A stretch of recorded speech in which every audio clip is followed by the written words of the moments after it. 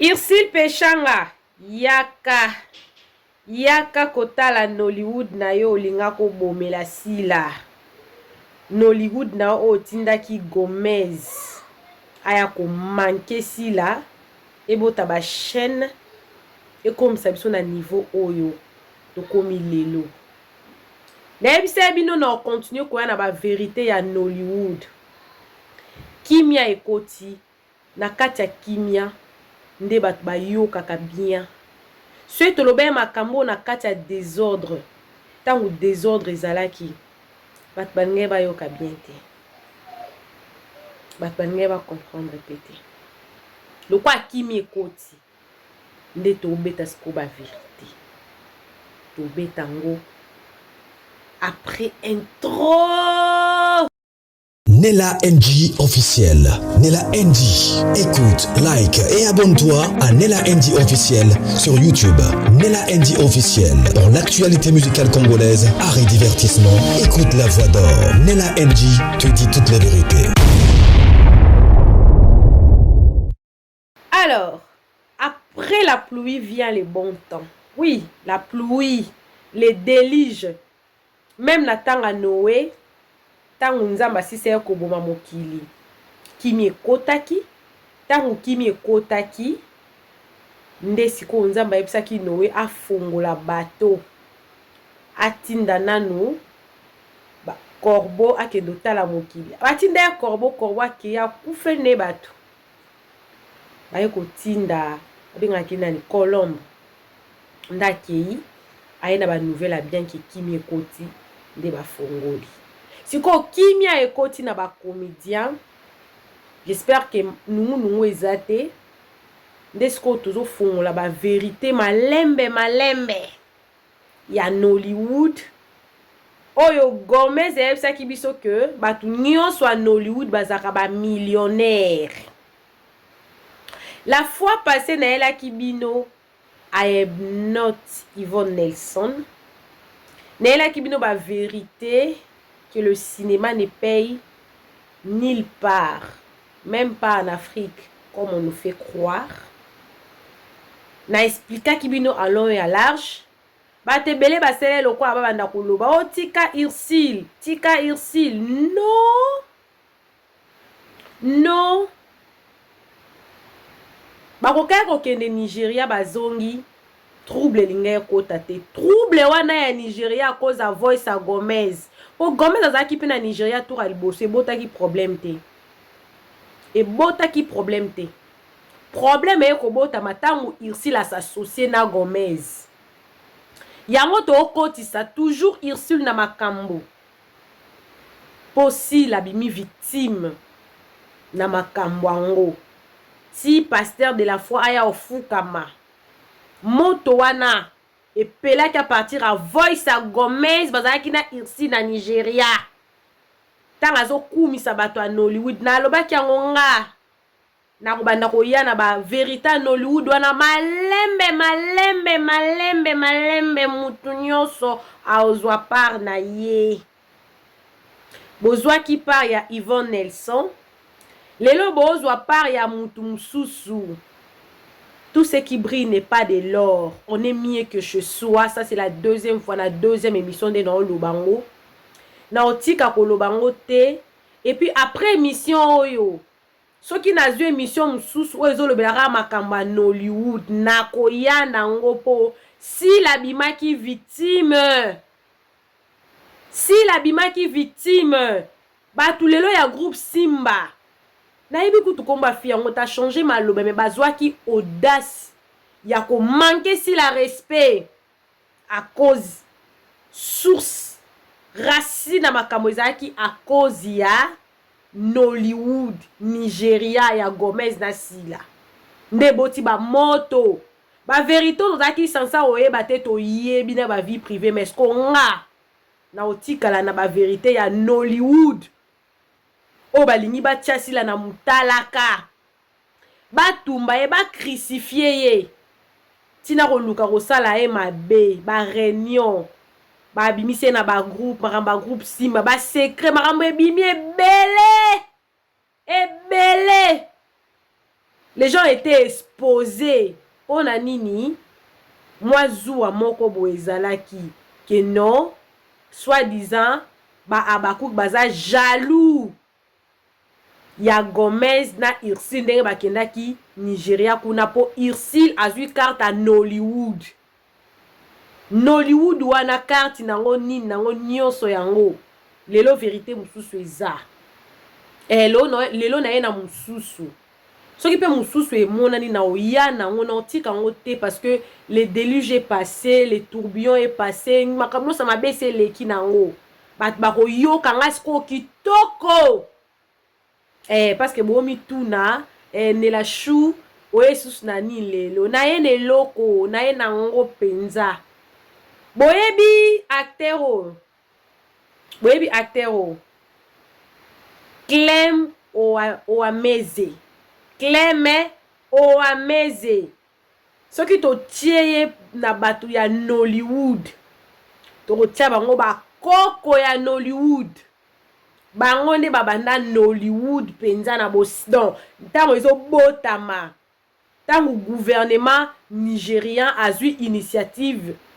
Ya ko tia budget. Pour na ko soutenir cinéma nigérien. Ba papa oyo ba Clem Oameze o bazaki bato ali boso na industrie ya Nollywood. Kande bo mona na video o ezo leka oyo. Donc Paul Bake aza acteur nollywoodien. Ya tongo ne toloba ngo kana langue na biso ya tongo.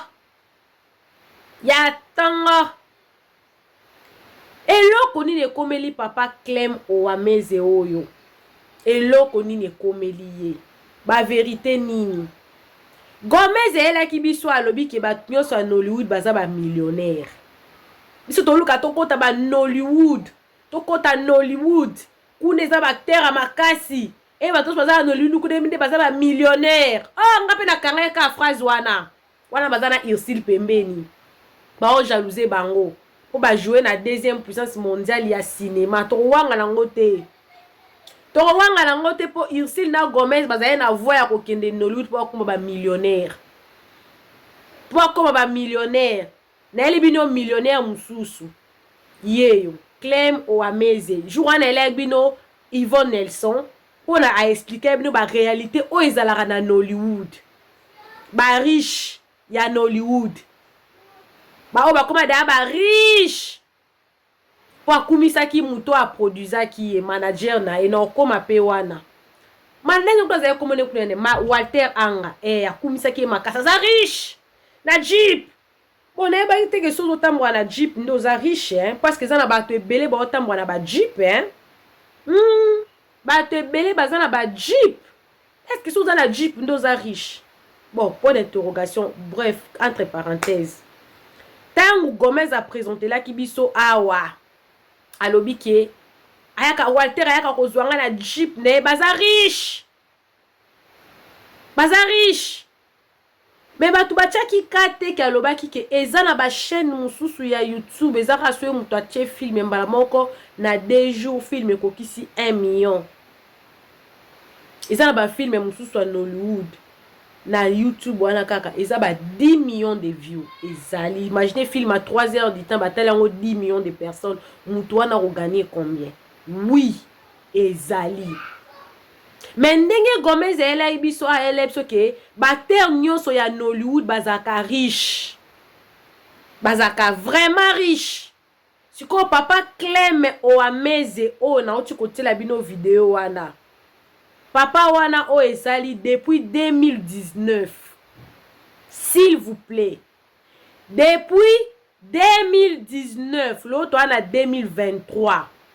2019, 2020, 21, 22, 23. Surtout quand tu vas dans 2019, il y a le bac surtout quand tu vas dans 2000, il y a le bac 5 ans. Papa Clem Oameze wana a comment un problème à santé makasi dû il y a accident moko asala ki e baby sa e mon colonne vertébrale na babilo kwa kati. J'espère que ndebo tu kota la vidéo wana bozo mona ke libumu na eza ya ko vimba makasi. oui eza à cause ya accident wana asalaka depuis 2019 et endommagea biloko na ye ya kati mukongo ebandaki kosenga mpenza mbongo ebele. Mais pourtant Gomez aloba eke baacteur nyonso ya Nollywood baza bamillionnaire. Mais likambo kokamwa bamillionnaire ya Nollywood baye ti na réseaux sociaux babandi koluka lisungi po coût ya basoins médicaux eleki tellement cher donc la bino photo mususu oyo photo oyo ndakendaki na église ya pasteur oyo pasteur wana apesi mbongo oyo bozomona wana apesi mbongo oyo bozomona wana apesaki yango mpe je crois esali déjà 2 ans depuis apesa mbongo wana 2 ans. Mais vidéo on a reçu kolakisa bino liboso wana eza vidéo oyo eza je crois eza récent esali 6 jours passés. Esali kaka 6 jours passés. Donc information na eli bino eza information moko vrai ya solo à vérifier. Eza vidéo ya lokuta te, eza vidéo ya solo, eza vidéo ya kobamba te, eza vidéo ya jalousie te, po nazo jalouser non, non tel saka batu réalité. Po batu o ba yeba ki Nollywood te ba yeba ke mutu moko a jalousa ki Gomez te abaku moko a finga Gomez te ezaka ke mutu akomi asali mwa pa olaza na komi kitisa abo komi kitisa alingi batu ba tiaeka na ndenge ke ya komi likolo abandi kotalisa biso combien est-ce que Nollywood eza industrie makasi eza na ba riche na kati eleki Congo et tout ba vérité na kotika kobimisango te na kobimisango pona kolongola congolais na kati ya ignorance nde ba yaka kokomela batu na ba commentaire ke bino ba chroniqueur boyaka koloba toloba kana ba preuve na lobby toloba kana ba preuve tolobaka na ba preuve makambo toyebi ye wana ndayaki oluka lisungi na réseaux sociaux organisation oyo eza na riche oyo eza na ba riche na kati eke mutu nyonso so akomi kakuna akomi riche boyokaki jour wana ba secret ba réalité soko lingo koma riche na Nollywood eloko nini faut sala soko lingo koma riche makasi na Nollywood eloko nini oyo yo il faut sala po koma riche makasi na Nollywood Yvonne Nelson asi abimisaki yango siko ba papa oyo baza bambiaka ya Nollywood ya tongo c'est-à-dire que malgré azwi mbongo na Nollywood ba moyen de vivre mais akomi riche te ndenge Gomez na Ursule bayaki ko faire croire biso awa ke na Nollywood kuna mutu azaka na vie moyen azate ke batu nyonso a Nollywood baza ba riche te po azongi ka na réseaux sociaux koya koluka lisungi à cause ya coût ya médication ya ba charge médicale ezo pesé batu kudu bakomi koloba yango ba camarade na bino Nollywood bakoki ko cotiser po na yete po na opération wana po na ba soins médicaux ezo senga ba soins médicaux constant yango bozo mona ke bazo prier pe en dehors ya koluka mbongo kosenga parce que coût apparemment coût médical eza lokola vie soki ki ata basali opération ezaka pour et prolonger ye aza na longue vie ma otikala sous médication jusqu'à sa mort a otikala nango ezosenga sikolo ko azo jouer te ezosenga azala toujours na support ya batu siko pona mutu o soi-disant Gomez elaki biso que na Nollywood kuna babola bazarate so kotika na Nollywood kuna komi riche a osenga lisungi. Pourquoi? Parce qu'on sous-entend que le riche baza na ba compte bombé ba mbongo fait na ba compte na bango. L'ignorance tue. Balinga ki tomona bango grave. Balinga tomona bango baza danger. Balingai tout le monde bango baza ngebu. Balingai tout le monde bango ba komi na level, ba mati niveau. Alors que l'humilité précède la gloire. L'orgueil précède la chute. Ce qui Gomez a mis na réseaux sociaux à travers Irsi na yewana, nga ngena bandore na ba vérité moko sima muninga te. Tu ngai to tika ngo za la réalité na bango bata Nigeria. Mais comme une réalité na biso na Congo pour Gomez na Irsi nde ba kotisi yango na réalité oyo. Yango tozo bimisa ngo ke ezala ki maya moto. Ezala ki maya moto. Réalité eza mususu. Yango wana pe na ki koyebisa bino ke vie réalité ya Hollywood. Ba acteur ebele, ba actrice ebele, ba koma ko s'autoproduire parce que YouTube eda bato ebele na plateforme ya komonisa batala na bango. YouTube na kalezaki YouTube ezaki loko ya pasi parce que ignorance ezaki na batu bayeba kite comment fonctionne YouTube. Mais si quand les gens savent comment YouTube fonctionne, bakomi ko bima na jouk ya bato bandaki ko saka na bango ke po na ba bimisa yo po jouer po zwa mbongo lelo à travers YouTube okoki pe kokoma millionnaire. Preuve ezana boxeur moko américain abundaki na Mayweather bato bayebi sport. Je crois que l'année passée ça na boxeur moko américain abundaki na Mayweather on bel baza américain mais boxeur wana aza les youtubeurs les plus riches. Aza boxeur mais ayebani attend que les youtubeurs les plus riches nda ayebani na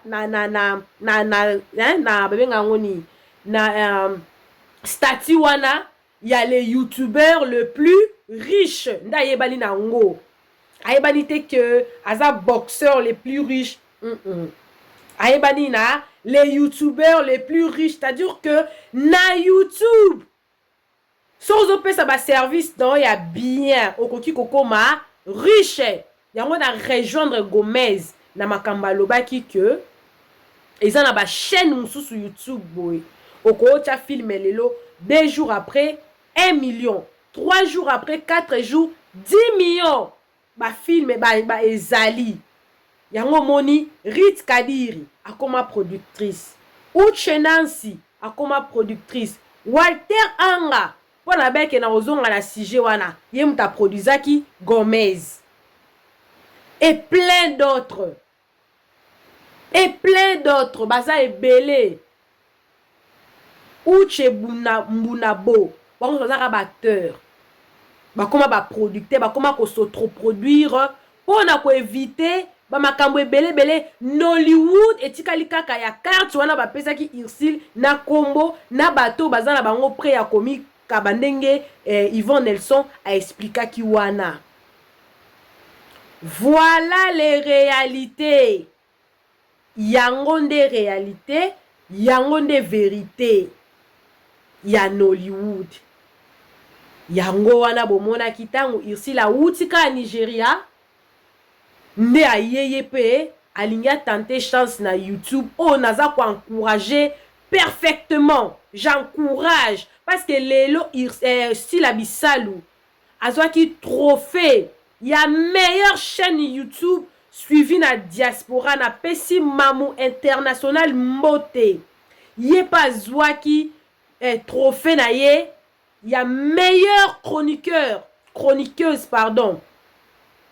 Elle défend bien de cause, elle explique bien avec des preuves, des investigations et tout. Meilleur.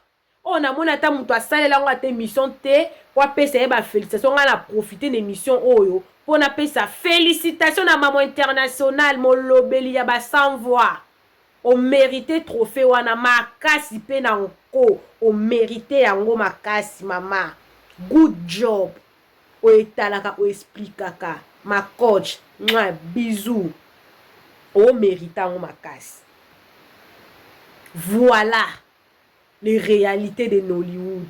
Nollywood oyo, et ça li ke ba acteur comédien na biso ba pota na ba panzana lelo bato bazala kolobela Ursule bakenda wapi bakanga bamatos beze sila siko bato baza tellement kimia nesko tokomo bisango malembe YouTube oyo koki kokomisa mutu riche yango nde nakoti ko expliquer bino que lokola YouTube ekoma bato ebele bakoma ko s'autoproduire na bango moko à travers ba chaîne na bango ozomona même ba merci Chinyo akoma sali nzembo na ye yosi zaki Easy Concept wana okenda ba nzembo siko Easy Concept wa produisa ba banani oyo you do no fe na bosani kombo na Jilikai ba Jilikai nyonso na bakoma na ba chaîne na bango moko de koma pasi ou toi ça nzembo na azanga place au tanga luka peut-être producteur a produit kaka mais place ya ko diffuser eloko na ye ezali nango chaîne na ye ezali e otalema net na mona ki la fois passée chaîne ya nani oyo e na bosani kombo ça peut ka nigérien batali 40 millions de views 40 millions azapeka moyembi donc na YouTube oyo okokoma pe riche nango yango leza na ba plateforme susu e sauver batu elaksi batu ndeni ya oluka mbongo na ba moyen moko ya bien ya moyen moko loyal osala eloko na yo o défendre ango ozwi mbongo na yo na bokasite na yo nyonso vérité nde yango wana soki nazwi vérité mususu ngapi na oki matin naza na Nela NG officiel nakoya na Nela NG officiel nako exposer nako loba nako expliquer po batu balongwa na ignorance nyonso ezo briller za orte bala tsemso ke Nollywood eza suka mokili so Nollywood bala so grave eloko grave eza kuna te ya te lokuta penda zéro dia ke lokote na kalande ezalaka bongo parce que batu bazaka na ba chaîne na YouTube te batu bazaka na mweme boye na mutako luka na makata na pe akoki ko évoluer yes yango wana vérité et sauver bino et l'on est dans kati ya ignorance to l'on la ignorance ya ba to le kato kota no bokota Nollywood ils a ma bête peut-être pour la ba connaissance mais pour ils a danger te pour les qui na ngo eloko te pour mutu mo pas ko jalouser pe eloko mon côté vérité yango wana ba source no se makambo ke bange ba mona ke Nollywood ils a gravité ils a eloko te. Coucou à tous les Nela Chou, les Nela Cœur, les Nela Love et bienvenue à tous mes nouveaux abonnés. C'est ici que vous avez les bonnes informations. Moi, quand je viens avec des preuves. J'apporte mes preuves, je vous montre, je vous explique, je dis ce que je connais. Je ne viens pas divulguer ou de dire n'importe quoi. Non, je dis pas. On se retrouve prochainement dans une nouvelle émission. Que Dieu vous bénisse. Bisous, bisous. Bye.